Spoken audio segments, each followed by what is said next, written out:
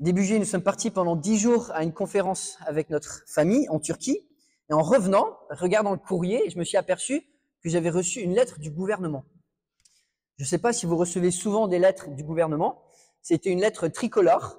Je me suis dit, ouais, je suis spécial. Ils ont fait 3 couleurs, 3 lettres différentes. Peut-être vous voyez où je veux en venir. Les 3 couleurs, c'était orange, vert et bleu. Certains qui sont coupables pour moi d'un excès de vitesse reconnaissent cette jolie lettre du gouvernement que vous pouvez recevoir de temps en temps quand vous êtes flashé. Pas parce que vous êtes spécial, mais parce que, voilà, vous avez enfreint la loi. Alors je regarde cette lettre et je me dis, bon, quelles étaient mes excuses? Je regarde la date, je regarde l'horaire, 1h du matin. Ah ouais, je me souviens, je rentrais d'un mariage. Ouais, je me souviens du flash. Je respectais juste avant, j'ai été distrait, et puis je respectais juste après. Enfin, ouais, après, ouais. Et tu dis, mais en fait, j'ai plein d'excuses, j'ai plein de raisons.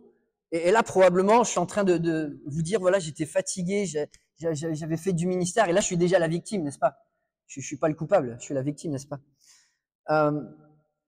Mais la réalité, c'est que la justice est tombée parce que j'étais en infraction. Et quand la justice tombe, ça tombe. Quand la justice tombe, c'est comme le marteau. Et quand le marteau il tombe, ben, ça peut pas être impartial. Ça doit diviser. Ça doit exercer un jugement. Et ce jugement, il n'est pas toujours agréable à vivre. Et quand la justice tombe, quand ça tombe comme un marteau, peu importe tes excuses, peu importe tes arguments, peu importe ton charme, quand ça tombe, ça tombe. Et c'est la grande ironie. Face à cette question du problème du mal, on crie justice. Mais sommes-nous prêts à voir la justice de Dieu? Sommes-nous prêts à voir ce marteau qui tombe sur notre génération et dans notre vie? Alors on est dans ce livre d'Habakkuk, où Habakkuk va poser une question à Dieu. Dieu, pourquoi tant de mal parmi mon peuple en Israël? Et Dieu répond, t'as raison, ok, j'envoie les Babyloniens, ils vont vous juger. Premier dialogue. Deuxième dialogue, Habakkuk demande, pourquoi les Babyloniens? Ils sont pires que nous, ils sont plus méchants que nous. Et Dieu, il répond de manière indirecte, t'inquiète, je gère. La réalité, c'est que si nous croyons que le bien et le mal existent, ça veut dire qu'il y a une loi divine qui existe. Et s'il y a une loi divine qui existe, ça veut dire qu'il y a une justice divine qui, à un moment, doit tomber. Que le marteau, à un moment, doit tomber quand la loi est transgressée. Alors oui, face au problème du mal, on peut crier comme Habakkuk. Dieu, pourquoi? Pourquoi la souffrance dans ma vie? Pourquoi la souffrance dans ma société? Pourquoi le mal autour de moi? Dieu, quand vas-tu faire justice?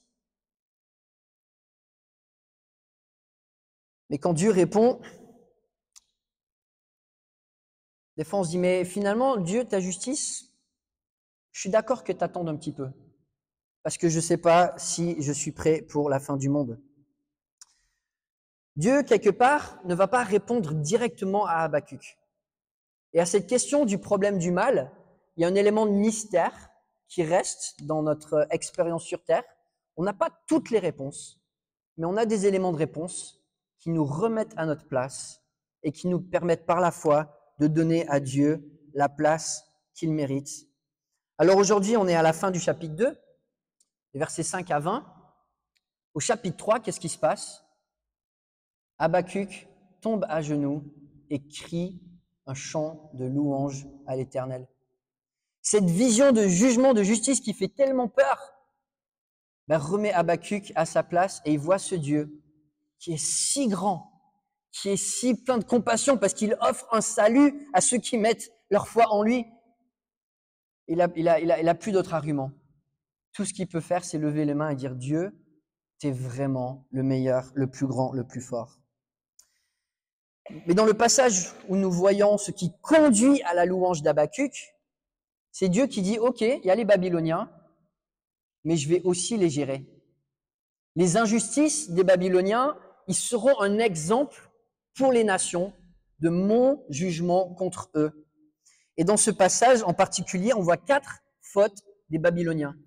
4 péchés contre lesquels Dieu va agir.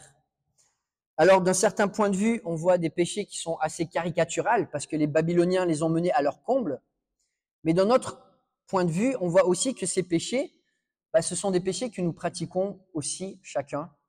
Et quand nous regardons ce que ces péchés méritent, ça nous remet à notre place et ça nous remet à une posture d'adoration au Dieu de notre salut. Je vous invite à lire avec moi et on va regarder passage après passage. On voit ces 4 fautes avec une formule mathématique. On parle de la faute et puis on rajoute la justice et on regarde ce qu'il tombe derrière. Le premier péché de Babylone, c'est son égoïsme. Égoïsme plus justice, comment est-ce que le texte résume cette formule? Égoïsme plus justice égale une dette à payer. Le passage va formuler les choses de manière assez troublante, parce qu'en tant qu'égoïsme, je sais que je suis le premier coupable, mais l'égoïsme est décrit dans ce passage comme voler quelque chose à quelqu'un. On va regarder ça ensemble à partir du verset 5. Certes, le vain est traître, l'arrogant ne reste pas tranquille. Il élargit sa bouche comme le séjour des morts, il est insatiable comme la mort. Il accueille toutes les nations, il rassemble auprès de lui tous les peuples. Mais tous feront de lui un sujet de proverbes, de moqueries et d'énigmes. On dira « Malheur à celui qui accumule ce qui n'est pas à lui. » Jusqu'à quand? Malheur à celui qui augmente le fardeau de ses dettes. Tes créanciers ne vont-ils pas se lever tout à coup? Tes oppresseurs ne vont-ils pas se réveiller? Tu deviendras leur proie. Puisque tu as pillé beaucoup de nations, tout le reste des peuples te pillera. En effet, tu as versé le sang des hommes, tu as commis des violences dans le pays contre la ville et tous ses habitants. Le grand péché de Babylone est son égoïsme. Comme je vous dis, ça nous remet un petit peu en place parce que c'est quelque chose qui nous concerne tous. Babylone cherchait sa gloire au détriment des autres. Sa gloire était de piller les nations. Sa richesse était celle des autres. Son bonheur était le malheur des autres. Par souci de son propre bien-être, de son propre ego, de son propre épanouissement, Babylone a écrasé les autres pour accumuler des trésors. Et qu'est-ce qui se passe bibliquement quand l'égoïsme rencontre la justice de Dieu? Qu'est-ce qui se passe quand le marteau de la vérité et de l'égalité tombe? Lorsque l'égoïsme passe en jugement, voici la réalité qui tombe. Tout ce qui a été pris aux autres, tout ce qui a été refusé aux autres est une dette qui doit être payée. Devant la justice de Dieu, le prédateur devient la proie, nous dit ce passage, et elle se fait dévorer. Alors c'est caricatural, comme je le dis, parce que les péchés de Babylone étaient vraiment à leur comble, d'aller jusqu'à tuer les gens pour prendre leurs richesses, les réduire en esclavage pour pouvoir s'enrichir et élargir ton bien-être, ta richesse, ton confort. Et là, le jugement est grand, parce que Dieu dit tout simplement, à chaque fois que tu as fait preuve d'égoïsme, tu as une dette et maintenant je vais te demander de la rembourser. J'espère que ça nous montre à chacun la gravité de ce péché, qui pourtant est tellement omniprésent dans notre vie. L'égoïsme n'est ni plus ni moins du vol que nous commettons envers les autres. Lorsque nous sommes centrés sur nous-mêmes, nous volons le temps aux autres. Lorsque nous sommes centrés sur nous-mêmes, nous volons la gloire à Dieu, nous volons le respect dû aux autres, nous volons leur valeur, nous volons leur humanité. Imaginez si nous devions rembourser tout ça. Cette dette immesurable pour chaque action d'égoïsme commis. Si à chaque fois que tu avais coupé la parole à quelqu'un, que tu avais coupé la route à quelqu'un, que tu n'avais pas assez écouté quelqu'un qui te parlait, que tu avais cherché trop d'attention au détriment des autres si à chaque fois tu avais un prix à payer? Si nous devions faire face à la justice de Dieu, on serait incapable de s'y mesurer. Très souvent, on se dit, mais l'égoïsme, c'est quelque chose qui se voit pas trop. C'est quelque chose que j'arrive quand même à cacher. Je cherche mes propres intérêts, mais je fais pas mal à quelqu'un. Quand le marteau de la justice tombe, cet égoïsme est mesuré comme injuste et il y a un prix à payer. Les Babyloniens ici servent d'exemple.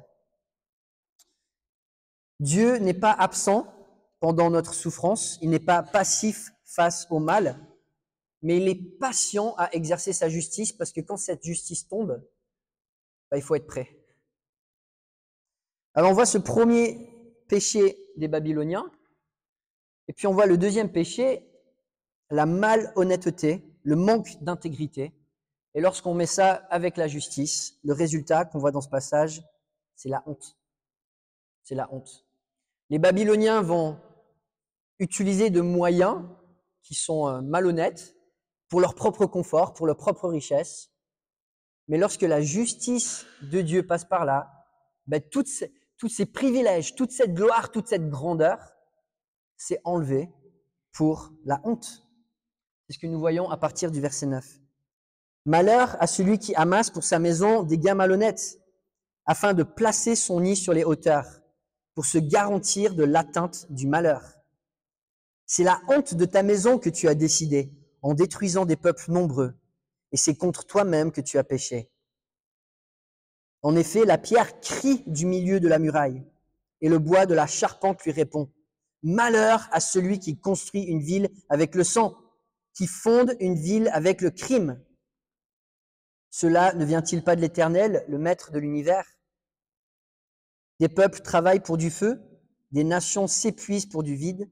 En effet, la terre sera remplie de la connaissance de la gloire de l'Éternel, tout comme le fond de la mer est recouvert par l'eau.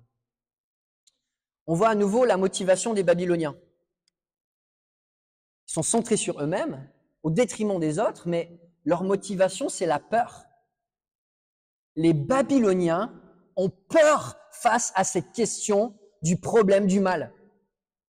Oui, le mal existe, et parce qu'ils ont peur de la souffrance possible, ils vont tout faire ce qui est, voilà, avec des moyens qui sont malhonnêtes, manque d'intégrité, pour essayer de se trouver une place privilégiée, loin du malheur, loin des souffrances possibles, avec un maximum de confort possible, de gloire possible, de statut possible, pour que lorsque le malheur tombe, ça ne me touche pas. Quel contraste avec ce message d'Habakkuk, le juste vivra par la foi. Mais n'est-ce pas vraiment ce qu'on voit dans notre génération? Tous les raccourcis que nous prenons par souci de peut-être le mal va nous tomber dessus. Mais si je fais ce compromis, si je fais ce raccourci, alors je n'aurai pas mal. Si je garde cette relation, même si elle vient pas du Seigneur, même si je sais que je suis dans le péché, mais c'est un raccourci vers mon bonheur, donc je peux le garder. Si je fais ce raccourci pour avoir un peu plus d'argent, je sais c'est un peu illégal, mais je serai un peu plus loin de la douleur, je serai un peu plus loin de l'épreuve, je serai un peu plus loin de la souffrance. Et c'est ce que nous faisons encore, par recherche du confort, par peur de la souffrance. Nous refusons de vivre par la foi. Et là, c'est l'attitude de ce peuple, les Babyloniens, qui, par peur de la souffrance, vont faire souffrir les autres. Et Dieu leur répond, ok, je vais juger. Et voici ce qui se passe lorsque toutes ces choses qui ont été accumulées par les mauvaises motivations sont mises devant le tribunal de Dieu. Les murailles tombent, les forteresses s'écroulent, et c'est la honte. Encore une fois, les Babyloniens nous servent d'exemple. Nous servent d'exemple par rapport à ce péché qui, malheureusement, on a tendance à imiter. Fuir une possible souffrance fuir les épreuves, trouver des raccourcis, plutôt que les affronter avec la foi, en disant Dieu, je te fais confiance. Oui, cette souffrance est une énigme. Oui, cette souffrance, elle est dans ma vie. Mais Dieu, tu restes grand. Dieu, tu restes bon. Dieu, tu restes puissant. Et je ne vais pas chercher des raccourcis. Et on voit la conclusion. Des peuples travaillent pour le feu, des nations s'épuisent pour du vide. En effet, la terre sera remplie de la connaissance de la gloire de Dieu. Dieu a envie de se faire connaître par les épreuves. Il est assez grand pour cela que malgré le fait que le mal a été causé par les hommes, mais Dieu, dans sa grandeur, peut même en tirer du bien. Et on doit lui faire confiance. On doit chercher à le connaître, même dans les moments difficiles, parce que c'est la seule destination pour notre planète. Un jour, la connaissance de la gloire de l'Éternel sera aussi répandue sur la terre que l'eau sur le fond de la mer. On voit le troisième péché de Babylone, le désir de contrôle. Cette recherche de contrôle par la force. Et lorsqu'on met ça dans l'équation avec la justice, qu'est-ce qui tombe? La perte de contrôle. Peut-être cette formule, ça vous rappelle des choses que vous avez vécues. Une hargnesse à dire, je veux vraiment être au contrôle de cette situation. Je veux vraiment avoir le dernier mot. Je veux pas lâcher. Et puis finalement, on perd le contrôle. Et puis on le perd et ça fait plus mal que si simplement on l'avait donné à Dieu en disant, mais Dieu, je te fais confiance. On voit ici l'attitude des Babyloniens, une attitude tordue. Au verset 15, qui cherche à contrôler les gens par la manipulation et par la violence. Malheur à celui qui fait boire son prochain, à toi qui verses ton outre pour l'enivrer, afin de voir sa nudité. Tu t'es rassasié de mépris plus que de gloire. Bois aussi toi-même et découvre-toi. Tu boiras la coupe de la main droite de l'Éternel, et la honte souillera ta gloire. Oui, les violences faites contre le Liban retomberont sur toi, et les dévastations des bêtes t'effrayeront, parce que tu as versé le sang des hommes et commis des violences dans le pays contre la ville et tous ses habitants. On va voir deux manières avec lesquelles les Babyloniens vont chercher le contrôle. Ils vont le chercher en enivrant les gens pour pouvoir les manipuler, et vont le chercher en les soumettant par la force, en versant le sang, par la conquête, pour prendre le contrôle de plusieurs nations. Et là, dans cette réponse de Dieu à Habakkuk, il révèle cette stratégie tordue des Babyloniens. Utiliser l'enivrement, faire cette promesse de « je vais te faire du bien, je vais te donner quelque chose de bon à boire », et puis finalement, on le voit pour abuser, pour que la personne découvre sa nudité. La Bible nous met en garde encore et encore face aux méfaits de l'excès d'alcool. En France, 1 crime sur 4 est commis sous l'influence de l'alcool. 1 viol sur 2 est commis sous l'influence de l'alcool. Dans le monde, 1 mort sur 20 est liée à l'alcool. Alors la Bible ne diabolise pas l'alcool. Jésus buvait du vin avec modération, c'est un cadeau de Dieu. Mais on voit tous les maux qui peuvent sortir de toute substance qui finalement fait qu'on perd le contrôle. Malheureusement, l'alcool ruine tellement de vies autour de nous. Alors je sais, il y a quelques semaines, je faisais un petit retour d'expérience face à la cérémonie des JO et voilà cette imitation de la scène voilà, l'auteur a dit c'était pas ma motivation. Alors je suis pas certain que ça l'ait pas été, mais je suis pas là pour faire de la politique. Mais de toute façon, de faire une scène où ce qui est mis en avant c'est le dieu du vin et de l'excès. Mais est-ce qu'on se rend compte de la mort que ça apporte autour de nous? 1 personne sur 20 va mourir à cause des effets de l'alcool. Et de dire, oui, ça c'est notre Dieu.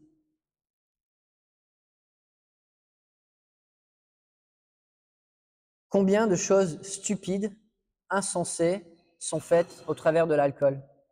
D'ailleurs, quand Paul met en garde face à l'ivrognerie, Très souvent, c'est le péché suivant dans la liste des péchés, c'est les orgies.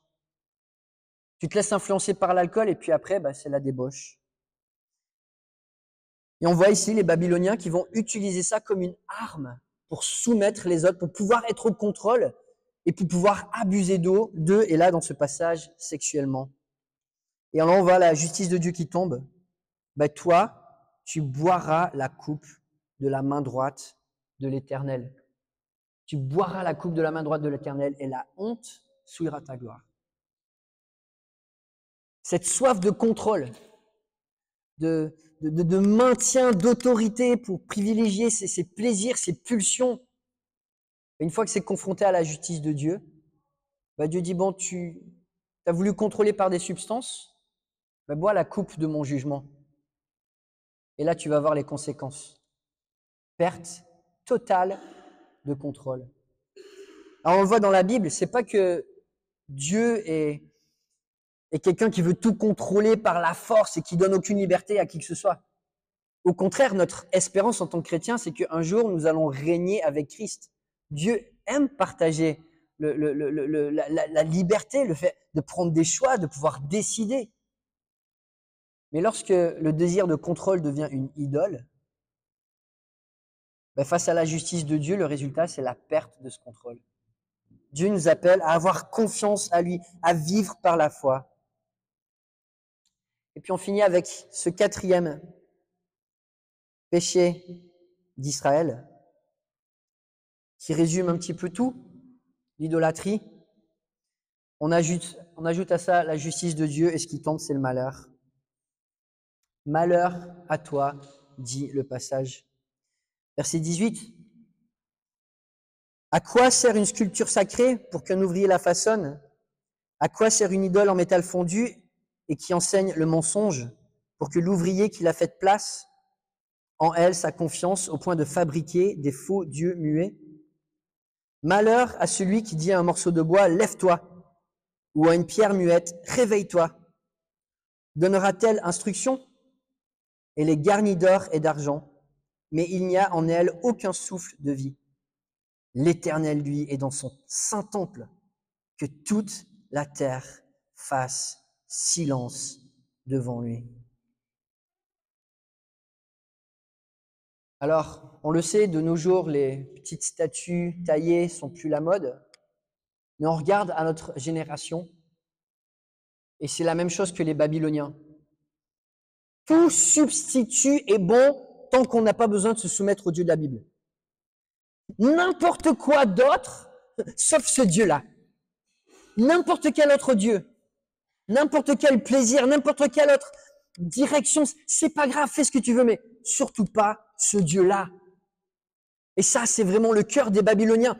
Tu peux vraiment faire tout ce que tu veux, mais pas ce Dieu-là. Choisis ton idole, choisis ton Dieu, choisis ton plaisir, mais pas ce Dieu-là. Sauf qu'un jour, devant ce Dieu-là, tout le monde va faire silence. Parce que c'est ce Dieu-là qui décide du futur de notre humanité.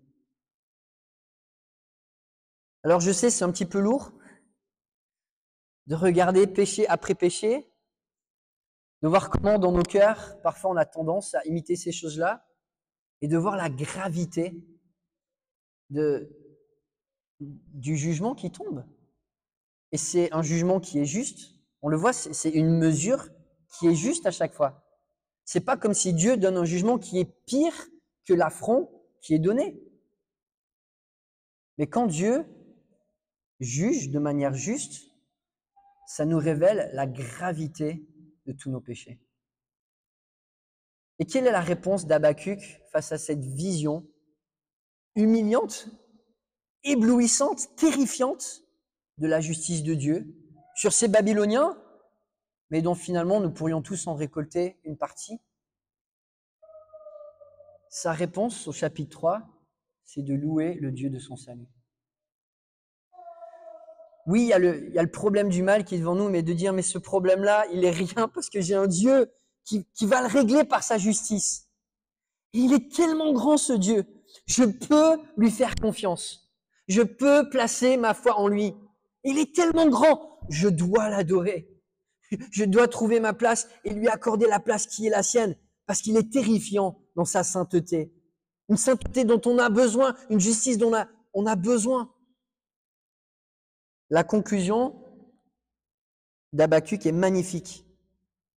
Habakkuk accepte que dans sa vie, il va y avoir des souffrances. Et voici comment il les répond. En effet, le figuier ne fleurira pas, et la vigne ne produira rien. Le fruit de l'olivier manquera, les champs ne donneront pas de nourriture, les brebis disparaîtront du pâturage, et il n'y aura plus de bœufs dans les étables. Mais moi, je veux me réjouir en l'Éternel. Je veux être dans l'allégresse à cause du Dieu de mon salut. L'Éternel, le Seigneur, est ma force. Il rend mes pieds semblables à ceux des biches, et il me fait marcher sur mes hauteurs. Face à la réalité du jugement de Dieu, de cette justice, Habakkuk se tourne vers la réalité du salut de Dieu. Quand on réalise la grandeur de notre péché et la grandeur du jugement qui doit tomber, on réalise la beauté du salut que Dieu nous donne. Mais quel privilège de pouvoir être épargné de ce jugement à cause de Jésus-Christ, qu'il a porté sur lui le poids de nos péchés. Quelle joie profonde de savoir que cette justice qui va tomber, elle n'est pas pour nous. Elle est déjà tombée sur Christ. On n'a pas à payer cette dette. On n'a pas à souffrir cette honte. On est délivré parce que Dieu a trouvé un moyen pour nous sauver. Habakkuk, parce qu'il a cette attitude de foi face à cette question du problème du mal, il répond en adorant. Et ça, c'est l'attitude à laquelle nous sommes appelés de répondre. Et je finis avec 2 citations très rapidement. Le pasteur Spurgeon disait « Un Dieu qui pardonnerait sans justice pourrait tout autant un jour condamner sans raison. » Nous avons besoin d'un Dieu juste. Si Dieu n'était pas juste en condamnant le mal, on pourrait s'attendre au retour de la médaille, que Dieu ne soit pas juste en condamnant qui il veut quand il veut. Mais ce n'est pas le Dieu que nous avons. Et je finis avec Martin Luther qui s'est converti avec cette phrase « Le juste vivra par la foi ». Il témoigne comme cela « Je méditais jour et nuit jusqu'à ce que je voie le lien entre la justice de Dieu et l'affirmation selon laquelle le juste vivra par sa foi. J'ai alors compris que la justice de Dieu est cette justice par laquelle, par la grâce et la pure miséricorde, Dieu nous justifie par la foi. J'ai alors eu le sentiment de renaître et d'avoir franchi les portes ouvertes du paradis. »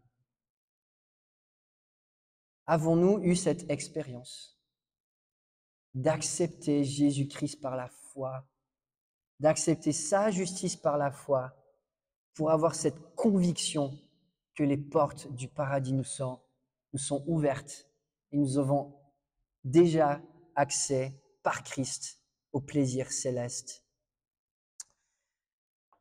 Nous allons conclure par la prière et je vais inviter le groupe de louanges à s'avancer. Père Céleste,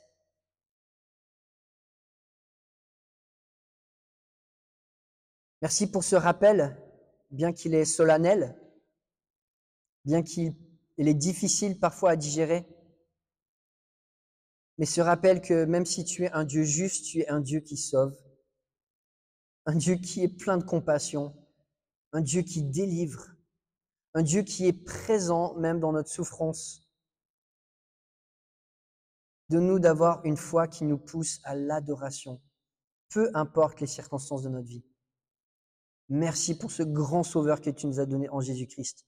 Et c'est son nom que nous voulons proclamer avec ce dernier chant. Au travers de Christ, il nous partage sa force. Amen.